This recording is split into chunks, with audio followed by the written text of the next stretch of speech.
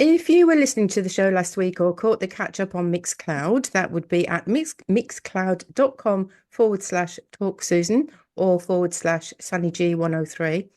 Then you'll have heard me speak about a Glasgow band called The Defended and one of their long lost tracks being discovered after having been played on an Eastern European country's radio station. Welcome, guys, and it's such a pleasure to have you here. Thank you. Hello. How you doing? Hello. Well, at the moment, I'm talking to you all, and you're all in different parts of the world. So, can you introduce yourselves? First, start with David.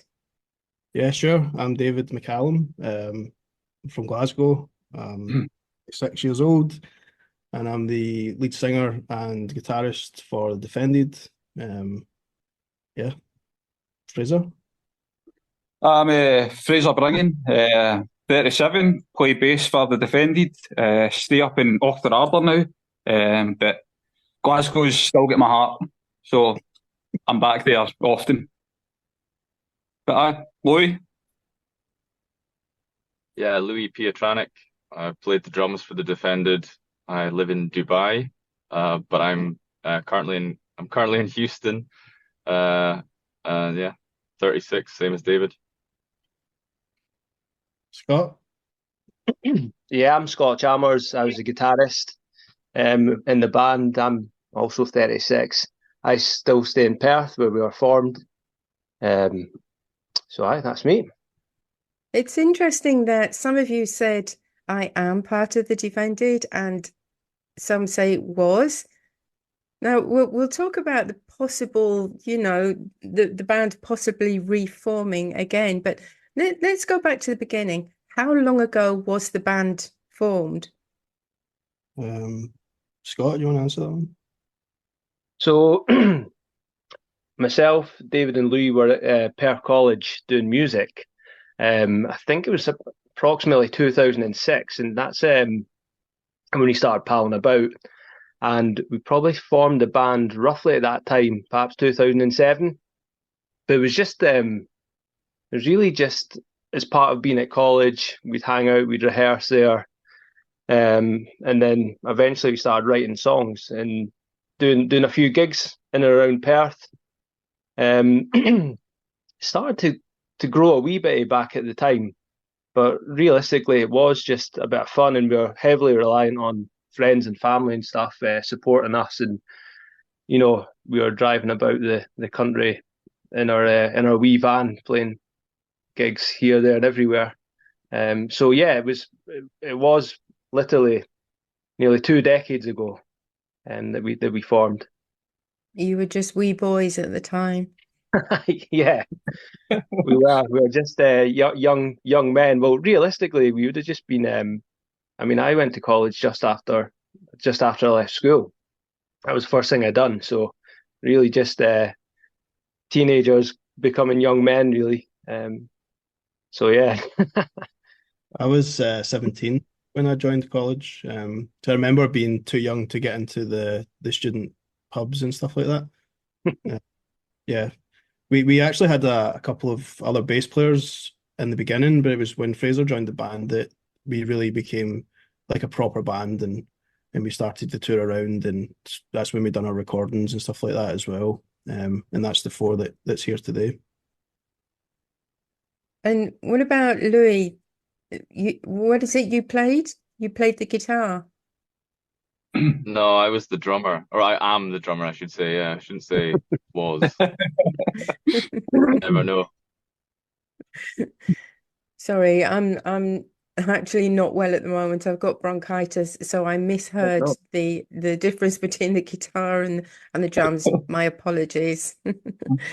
No, this was back in the days of Myspace. Now, I'm a boomer. I remember MySpace, and probably not so many people do now. They'll have heard of it, but won't know what it is. And I just think it's interesting that, any of the younger people that are listening to this right now, they'll come to know that this was actually the way to go on social media. How successful was it on MySpace? We actually done okay in MySpace. Similar to to today. Back then, it was usually me who ran most of this. Well, it wasn't even called social media back then. It was just like a place for you to upload your music, and you could put, blogs in there, and you could update people on what you were doing. We did get quite a lot of streams on MySpace at the time. Nothing quite like what we've had in the last few weeks. We've probably done more in the last few weeks than we ever done the whole time on MySpace. But Scott and I were talking about this the other day, where we would load up MySpace and be like, "Oh, we've had 12 listens today," and we'd be like super excited that 12 people had listened, and it's been like 30,000 in the last couple, like just 2 weeks. That's just on Spotify as well, so it's crazy. And yeah, like you said, like the social media stuff was not really a thing. It was Facebook. I don't even think existed at that point. Maybe it was very early into Facebook. And Bebo days.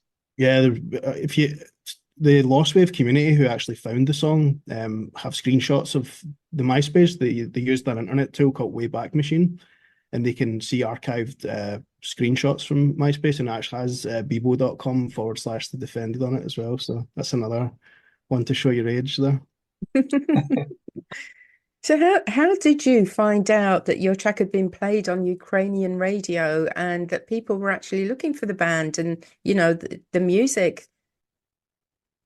Scott, you take that one. Yeah, so what happened, it was a couple of weeks ago now. I'd woken up in the morning and checked my emails, and I had an email from someone I didn't know, basically asking if I was in a band called The Defended, and whether we sang a song called Man on a Hill. So at that point, I immediately thought, oh no, I've been hacked, or someone's hacked an old MySpace page of mine or something. So I just didn't, never really heard of the song or the band for many years, and then someone's obviously come on and they know about it. So I sat on it for a wee while, went to work and spoke to a few colleagues and thought, we're just asking, I wonder what this is about. And then started Googling it. And then that's when I started seeing the videos on YouTube and TikTok. And, some of the videos, there was one in particular that had something like 600,000 views at the time. So that's when I knew something's happened here. So I phoned David, because he's probably the most computer savvy out of us all, and he started looking into it and realized that something had happened. And it was only through then looking that people had made videos on YouTube about the lost song and sort of how it had come about, and it was at that point that we'd found out that this guy in Ukraine, Arthur, had uploaded the song to SoundCloud. And that was kind of where the whole story started, which I think was about 6 or 7 years ago that he'd done that. So that was a pretty strange day, to be fair. Yeah, I can Very imagine. nostalgic. No, I played the song Man on a Hill on my show last week, so I'm going to play it again right now. So here we go, Man on a Hill from The Defended. 1, 2, 3, 4.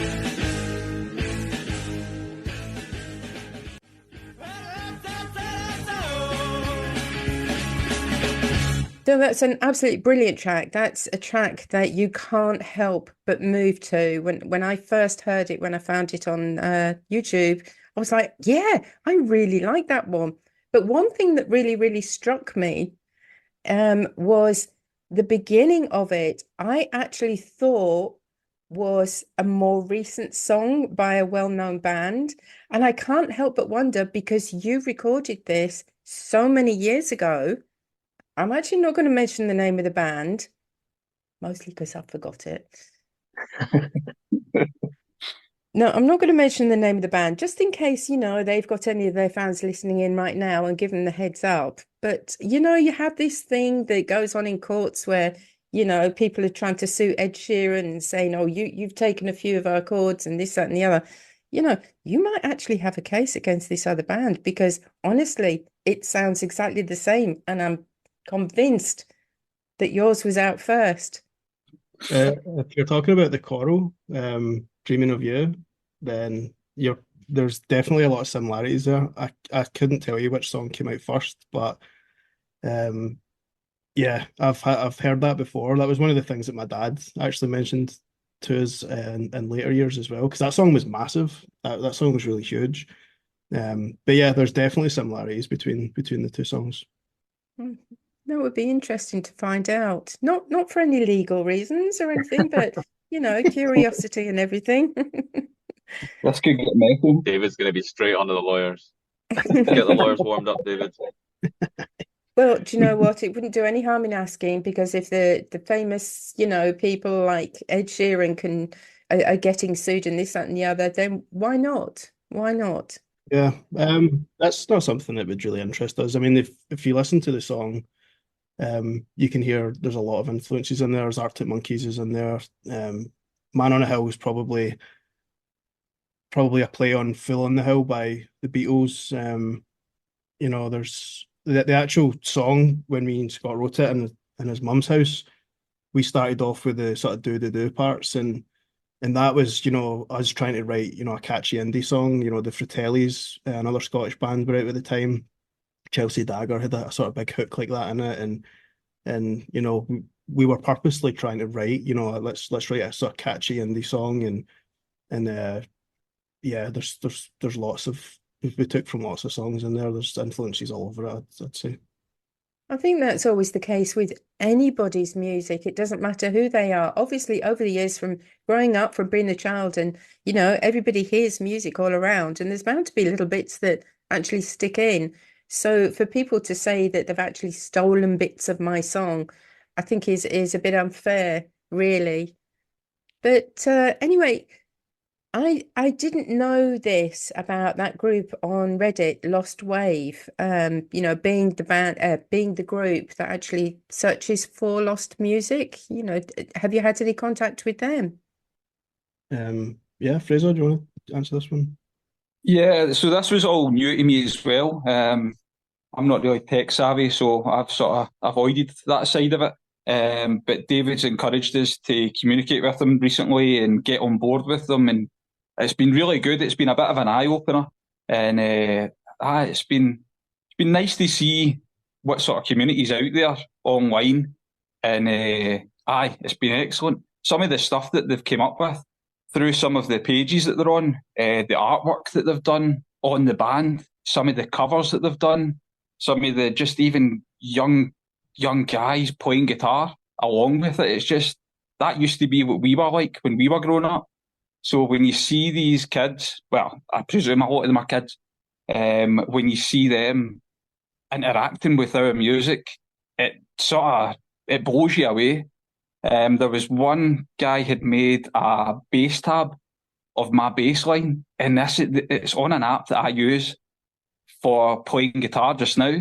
So having somebody sit there and work out your music and put it online, it's just it feels so strange, but it's nice. It's really nice, and that's what I thought. Even if this doesn't amount to anything, having the wee things like that is just a taste of it, and it's been really nice. But as for the Lostwave community, it's something I think I'll continue to interact with and see where it goes and see what they're doing because it's really interesting. For sure. Do you think that you'll reform?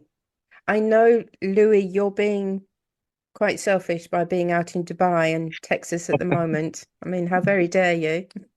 I was going to pass this question to Louis anyway. Louis, do you want to answer this one? Yeah, I mean, it's funny. It was Andrew.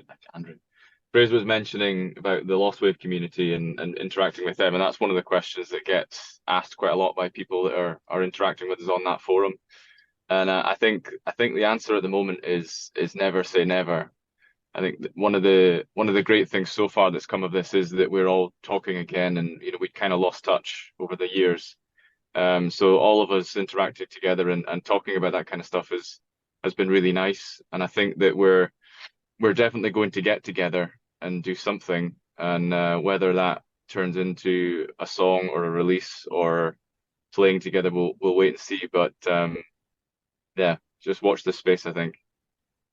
They always say things happen for a reason, and this song being, brought to light again, you all getting back in touch with one another again, because we're all aware, as you do get older and the years go by, life takes over, and it's not that you don't want to remain friends or anything like that. It's just life goes on.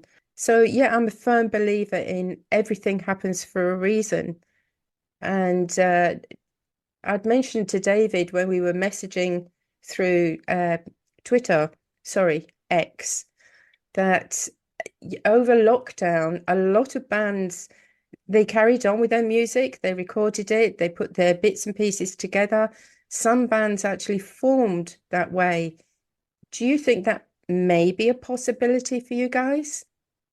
Yeah, I'd say definitely. I know Scott and I think Fraser as well, have been writing again. And one thing that this, well, I don't know what to call it, event has brought on is it's got me really excited about music again, and I'm listening to a lot more music, and I'm playing a lot and writing again, and you know, yeah, it's got me excited, and I would be all for the band getting back together. It's just it has to be viable. Some of the guys have got kids now. Some of us are married. Some of us have, moved to different countries and stuff like that. And it's a weird feeling for, almost 20 years, say 15 years ago since we split up, that people have an appetite for us to play music again. And, I joked to my dad the other day that I feel like it's 10 years and two stone too late, but you know, like Louis says, never say never. The other thing is I'll send you the MP3, Susan, for we've got a song called Weekenders. This song was one that we really enjoyed playing in the band. And Scott actually made a video for it on YouTube. And the end of the video is basically like a thank you to the Lostwave community, and there's a community called r/There's a Man who was formed about the song, and Scott done all of it. He snipped all of the comments and videos of people playing it, and he put them all together into this big video. And yeah, it's really really nice thing. I'll send you the link for it as well if you want to take a look. Oh, for sure, definitely. So as you've mentioned there, the Weekenders, before I play that, can I ask for everybody listening and those that want to follow you, what are your socials? We're on pretty much all of the socials, at the Defended, or at the Defended official, depending if the username is taken or not. On YouTube, we are the Defended official. TikTok is at the.defended. Instagram is the Defended official, and I think we're on X as the Defended. Twitter. Twitter, X, yeah. I know. It does my head in. Oh, had you got the Spotify in there? Yeah, Spotify is Yeah. just Defended.